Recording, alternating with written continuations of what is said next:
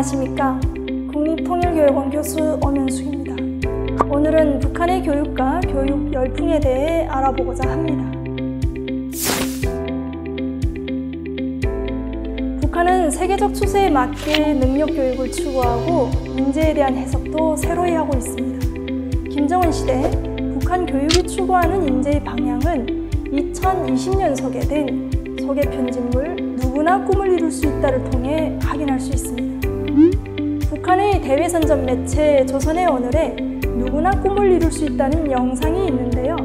이 영상에는 2019년 제28차 세계 기억력 선수권대회 우승자인 2명의 대학생이 등장합니다. 이들은 세계 기억력 선수권대회에서 7개의 금메달을 받은 평양 외국어대학 류성희 학생과 평양 외국어대학 박사원생인 전유정 학생입니다. 이 영상은 이른바 조국의 사랑 속에서 또 교육제도와 선생님들이 있어 꿈을 이룰 수 있다는 점을 강조하고 있습니다. 하지만 구체적으로 살펴보면 북한이 필요로 하는 인재가 무엇인지 알 수 있게 합니다. 컴퓨터와 정보통신 기술의 발달로 촉발된 정보화 사회는 지식이 폭증하는 사회입니다. 이 시대에는 누가 더 많은 정보를 사람의 뇌에 저장해 줄 수 있는지가 그리 중요하지 않습니다. 정보의 저장이라고 하는 정보공학의 초보적 능력은 컴퓨터가 대행해 주기 때문입니다. 그렇다면 현대사회에 가장 필요한 능력은 무엇일까요? 바로 스스로 생활 속의 문제를 진단하고 그 문제 해결에 적절한 정보를 수집하고 구조화하여 활용할 수 있는 능력입니다. 즉, 정보의 효율적 활용 능력과 정보기기 조작 능력이 됩니다.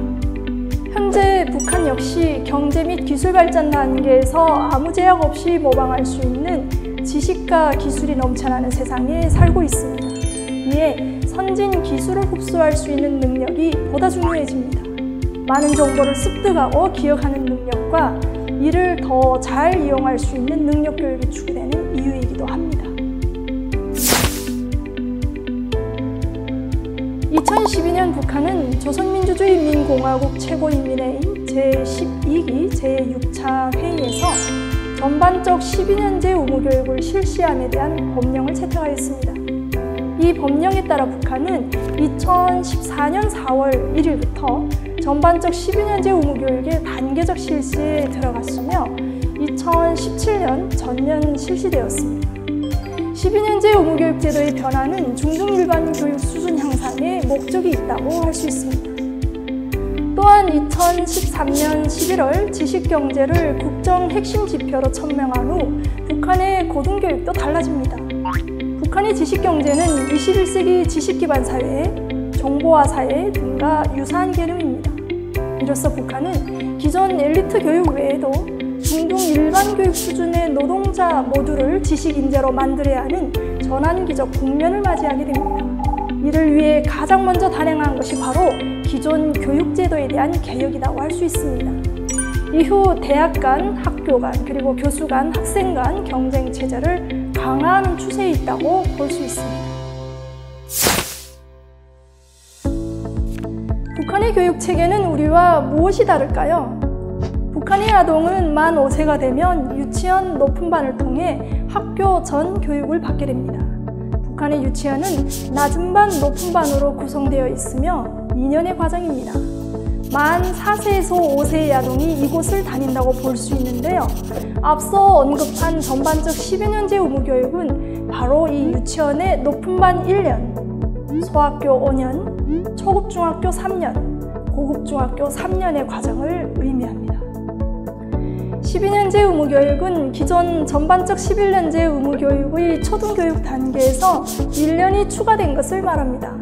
우리의 초등교육에 해당하는 소학교가 기존 4년 과정에서 5년 과정으로 변경된 것이죠. 따라서 북한은 의무교육을 마치고 사회로 나오는 연령이 현재의 만 16세에서 2024년 만 17세로 바뀌게 됩니다. 이에 한국 학생들의 고등학교 졸업 나이와 비교할 때 현재 2년에서 2년 후 1년의 차이가 발생함을 확인할 수 있습니다. 북한의 학교 교육은 보통교육과 고등교육으로 나눕니다. 보통교육에는 학교 전 교육과 초등교육, 중등교육이 속합니다. 북한의 보통교육법 제19조에 따르면 보통교육기간은 학업 내용과 특성에 따라 다음과 같이 분류합니다. 1년제 학교전 교육을 위한 유치원, 5년제 초등교육을 위한 소학교, 3년제 낮은 단계의 중등교육을 위한 초급중학교, 3년제 높은 단계의 중등교육을 위한 고급중학교, 장애자 교육을 위한 맹롱아학교, 특정한 대상의 교육을 위한 학원, 마지막으로 수재영예 학생들을 위한 제1중학교입니다.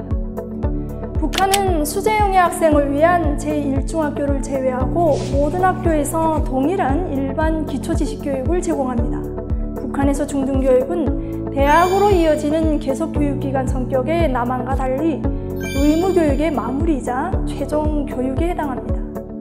2017년부터 우리의 실업계 고교와 비슷한 특징을 지닌 기술 고급중학교가 새롭게 나오는 점도 주목할 필요가 있습니다.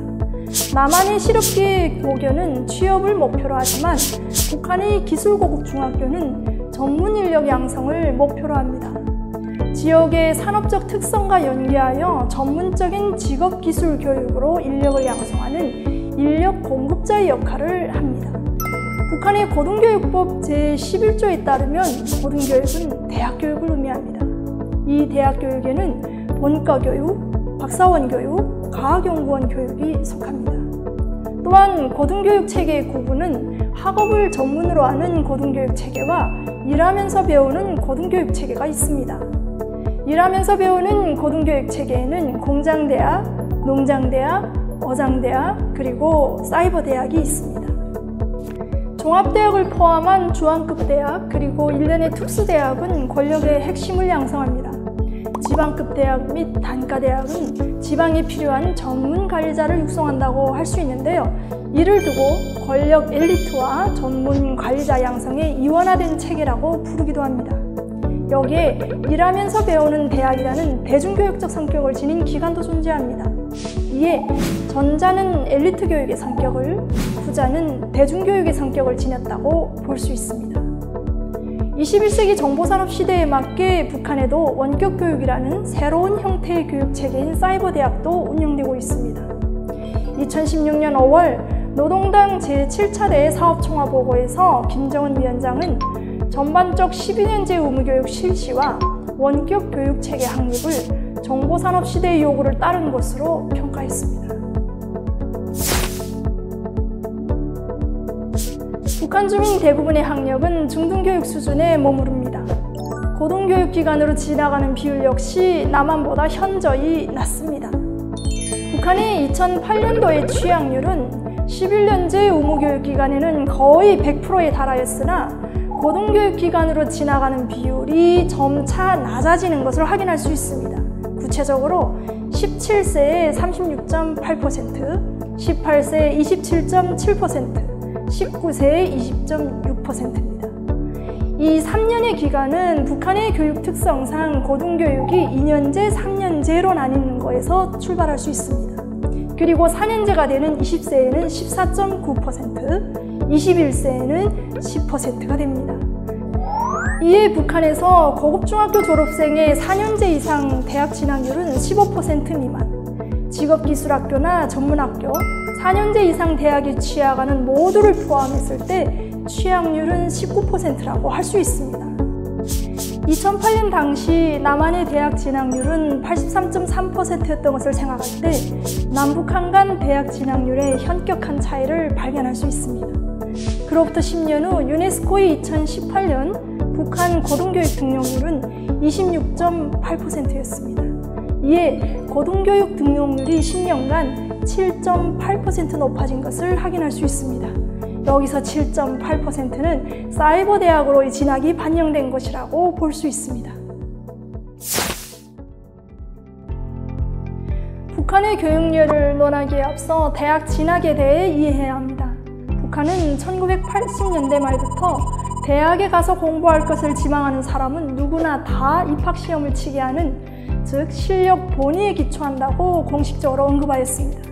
하지만 기본적으로 수련과 당에 충실하고 학과 실력이 우수한 학생들을 선발하는 질서가 우선됩니다.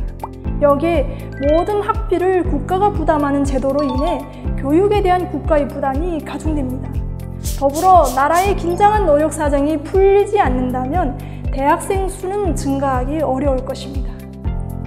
북한은 능력 우선주의 원칙을 적용하여 인재를 발굴하고 이에 집중 투자하여 국가의 장래를 위한 우수한 인력을 육성하는 정부 주도의 정책을 펼치고 있습니다.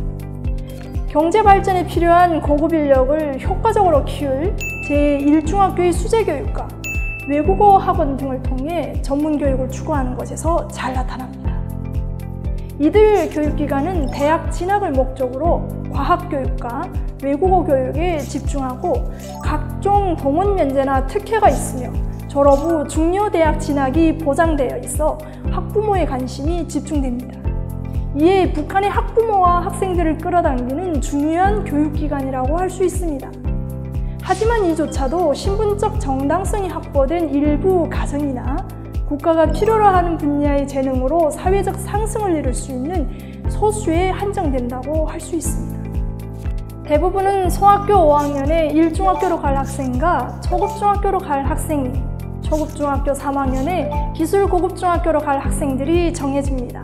이에 일찌감치 공부의 두각을 나타내는 학생들은 1중학교를 목표로 하는 반면 공부에 흥미를 못 갖는 학생들은 초급중학교와 고급중학교를 거쳐 군대로 가거나 사회로 진출하게 됩니다. 물론 1중학교나 일반 고급중학교, 기술 고급중학교 졸업생도 전부 대학 입학을 위한 예비시험을 봅니다.